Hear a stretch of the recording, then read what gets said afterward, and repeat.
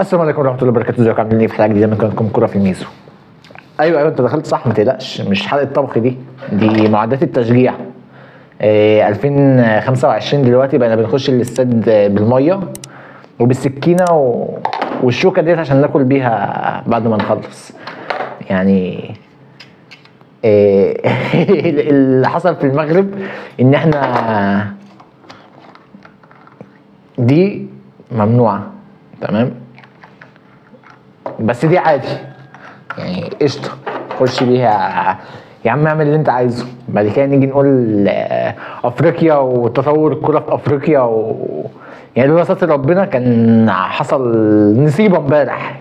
يعني انا مش فاهم يعني ايه اللي بيحصل، ايه الغرض، ايه الفجر ده. انا مش فاهم.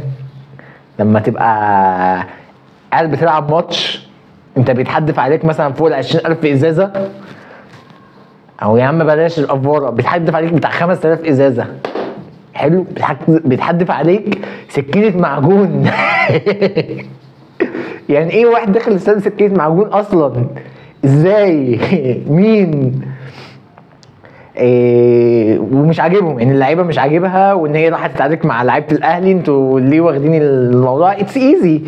سكينه موضوع معجون مش موضوع، يعني عادي قشطه. نعم، لحد امتى هيفضل الاتحاد الافريقي ساكت على المهازل اللي بتحصل؟ السنه اللي فاتت اللي شفناه في ماتش الترجي وصن داونز بنشوفه السنه دي، ويمكن بصوره يعني ما كناش عايزين. في الاخر فرقتين عربيتين، مصر والمغرب. ليه؟ وليه قبل افريقيا؟ ليه الصوره الغريبه اللي ظهرت من الجماهير المغربيه ديت؟ بالعكس، انت بيتحسب لك بلانتي، هو فضيحه. يعني اقل حاجه تتقال على البلانتي دوت ان هو فضيحه. الراجل ايده ورا ظهره، الكره جت في بطنه، بعد كده ممكن تبقى خبطت في ايده، ما يتحسبش بلانتي. فضيحه فضيحه فضيحه، غير تنفيذ البلانتي. يعني احنا نتكلم عن السبب اصلا او الاصل اللي هو البلانتي ده فضيحه. تنفيذ البلانتي اصلا بقى يعني، والتكمله والجون اللي جه ده فضيحه تانية. 5 لعيبه، لا المساعد موجود، لا الحكم موجود، لا حد شافها، واتحسبت جون. والقانون بيقول ان هي خلاص انت تكمل عليها، و5 لعيبه من الجيش جوه، شكرا فاول. انما انت حسبت الفضيحه ومتكملت الفضيحه بفضيحه، حلو، اتحسب لك جون. ايه العنف الغير مبرر اللي بيتمارس على لعيبه الاهلي؟ وشفناها في ماتشات كتير. وعنف غير مبرر من اشقاء عرب، سواء بقى في الهلال، سواء الجيش الملكي امبارح. فانا مش فاهم الحته ديت ليه انتوا الانديه بتيجي عندنا هنا كجمهور الاهلي، كجمهور الزمالك، انتوا بتتعاملوا احسن معامله، محدش بيتكلم معاكم، محدش بيقول اي حاجه، لا بتتشتموا لا بتتعملوا. فليه العنف؟ ليه الصوره يعني مش عارف اتكلم اقول عليها ايه، بس ليه؟ يعني ليه؟ ملهاش اي تفسير بالنسبه لي. نيجي الماتش اللي كان اصلا عموما كان ماتش حلو ككوره، بعيدا عن كل الاحداث اللي حصلت. كان ماتش ككوره كان حلو، كان الجيش الملكي لعب حلو اصلا، يعني ندي الجيش الملكي حقه، لعبوا حلو، راحوا بكذا فرصه. تألق شوبير اللافت للانظار، تألق شوبير الكبير زاد عن مرماه في اكتر من كوره. الاهلي راح باكتر من كوره. شريف، انت لازم تراجع حساباتك يا ابني. انت يعني ما تريزيجيه اي نعم جاب لنا الجون، بس تريزيجيه نفس حته الانانيه، نفس حته ان انا عايز اخد الكوره، انا اللي عايز اشوط. انا خلاص الواحد زهق، كل ماتش بنقول نفس الكلام، انك نجم وانت اللي بتجيب الجون وانت اللي خليتنا نتعادل، وانت بس 90,000 كوره بتضيع بسبب الانانيه. بسبب التعامل الفردي مع الكوره، بسبب حاجات ممكن تتصلح لو رفعنا عنا، لو فضلنا مصلحه الفريق عن المصلحه الفرديه. زيزو في اخر الماتش جات له كوره حطها بالهيد، حطها بره. اخر هجمه في الماتش والملعب بقى عباره عن بلاستيك، ازايز ميه بس، ارضيه الملعب اتحولت لازايز ميه بس. لعيبه الجيش الملكي يعني ما كفاش اللي الجماهير عاملاه، لا احنا بنروح هجمه، ففي اخر هجمه فبنرمي 3 كور في الملعب. ان احنا رايحين بهجمه فبنرمي 3 كور في الملعب. عموما دي افريقيا، دي اجواء افريقيا. لحد امتى هيفضل القرف اللي احنا فيه ده في افريقيا، والتطوير هيجي امتى الله اعلم. في الاخر انت بتطلع من ماتش صعب، بتاخد نقطه مهمه في ملعب يعني يعتبر من الماتشات الصعبه. هترجع تلعب ماتشين يانج افريكانز، ماتشين هيبقوا رخمين. 4 بونت اي نعم لسه، بس كويس انك قدرت تطلع ببونت من المغرب. اتمنى التوفيق للاهلي، اتمنى لعيبه الاهلي تكمل على اللي هي عاملاه. يسترب الصراحه مدرب كبير راجل الصراحه. الاهلي بقى ليه شكل، الاهلي بقى بيلعب، الاهلي مش خايف. واحده الاهلي بيتطور دفاعيا، بيتطور هجوميا، مستني بس التطعيمات، الحاجات اللي ناقصاه. فالاهلي حاليا ماشي على الخطى الصحيح، تصحيح الاخطاء اللي كانت في اول السيزون. يسترب واحده بيخش مع الاجواء، بيخش على اجواء افريقيا، بيخش على اجواء الاهلي، الشحن، كل الكلام دوت. فيسترب هيبقى ان شاء الله مدرب كبير قوي، وهيعمل انجازات وحاجات مع الاهلي. نيجي للقطب الثاني المصري، وماتش في جنوب افريقيا مع كايزر تشيفز. الزمالك لعب، اديله حقه، الزمالك لعب جيم كبير في جنوب افريقيا الساعه 3 العصر. المطوشه ديت احنا عارفين ان هي صعبه قد ايه، بالعكس انت جبت جون في الدقيقه الثالثه، سيف الدين الجزيري حط جون في الدقيقه 3، فانت نازل الماتش كسبان 1. شيكو بنزا عمل ماتش كبير، على العكس اللي انت كنت بتشوفه من شيكو بنزا في الماتش اللي فاتت. لا شيكو بنزا الماتش دوت ادى ماتش كبير. الزمالك عموما ادى ماتش كبير ما عدا لاعب او 2.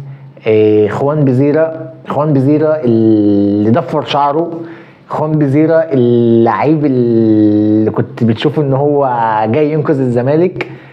خوان بزيرة راح سكه اللعيبه البرازيليه، اللعيب اللي خلاص بقى انا شايف نفسي ستايل، انا شايف نفسي اجمد برازيلي في الدنيا، انا هضفر وهعمل وهسوي ويلا ونعيش بقى اجواء البرازيل.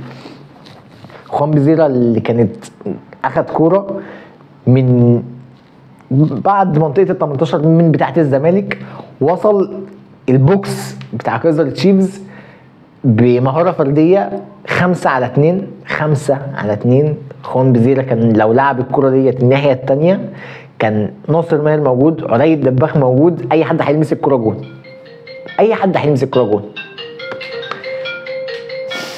صباح الفل.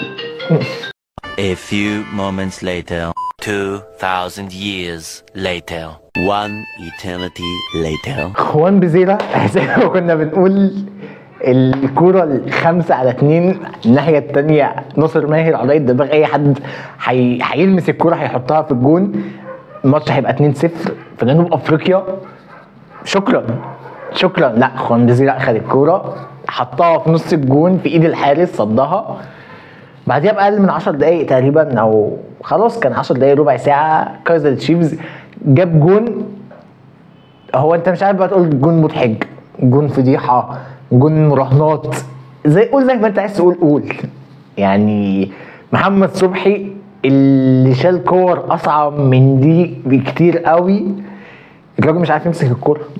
كرة عرضية بالونية ملهاش اي 30 لازمة، شكرا 1-1 في الاخر. يعني بعد ما عملت كل حاجة في الماتش والزمالك لعب وأداء وروح ويلا ونلعب ونقسم ويلا وهنكسب، خلاص انت 1-1 في ثانية. 1-1 اي نعم، يعني انت التعادل بالنسبة لك في جنوب افريقيا هو حلو، بس سيناريو الماتش خلاه ان هو انت بقيت نكتة دلوقتي انك 1-1 في جنوب افريقيا الساعة 3 العصر انت رايح تتعادل، بس انت سيناريو الماتش خلاك انك كسبان 1-0، كان ممكن تكسب 2-0، كان ممكن تكسب 3-0، بس انت اتعادلت في اخر دقيقة، ضيعت عليك 3 بونت مهمين قوي، خليت المصري ينفرد بصدارة المجموعة، تليه انت ب4 بونت، خليت ماتشين المصري هنا في القاهرة هيبقوا ماتشين دمار.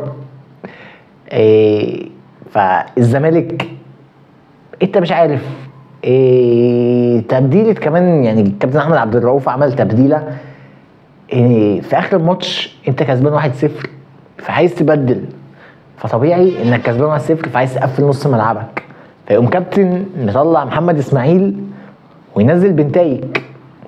ليه؟ يعني ليه بنبدل التبديلة ديت؟ يعني كان ممكن نطلع ناصر ماهر مثلا وننزل بنتايك، على الاقل نخلي محمد اسماعيل جنب شحاته بندافع. انما انت عارف ان فتوح عنده قصور دفاعيه شويه، مش بجوده محمد اسماعيل دفاعيا، فانت قمت خرجته، عملت خلخله في نص ملعبك، فبقى نص ملعبك بقى مفتوح اكتر من وجود محمد اسماعيل. فتبديله غير مفهومه في دقيقه 70 وانت كسبان 1-0، فانت بتقفل مش عايز تفتح. فتبديله الصراحه انا ما فهمتهاش، استغربتها.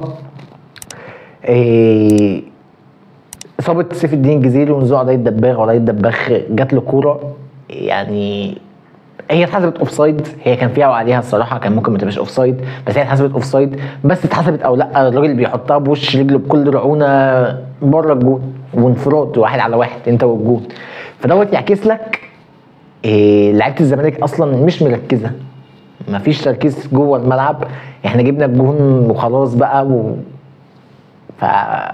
يعني انت لعبت حلو، ليه مش بتحافظ؟ ليه مش بتزود؟ ليه مش عايز تبقى عندك الهدف ان انا هطلع ب3 بونت؟ لا، انت كان بالنسبه لك انا كسبان 1-0 حتى لو تعادلوا فانا خلاص.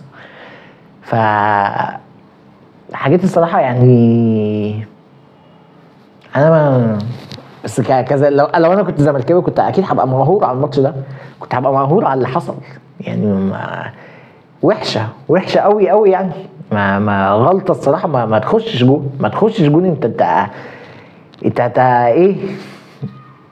بس الاهلي بيخلص 1-1 بره ملعبه، الزمالك بيخلص 1-1 بره ملعبه، المصري اللي كسب امبارح زيسكو 3-2 في ماتش كبير قوي في زامبيا، فرقه في ملعبها الاهلي ما عرفش يكسبها، الزمالك ما عرفش يكسبها، المصري راح امبارح كسبها 3-2 وكانت 3-1 لحد اخر 5 دقايق ولا اخر 3 دقايق، زيسكو جابت الثاني فخلص 3-2.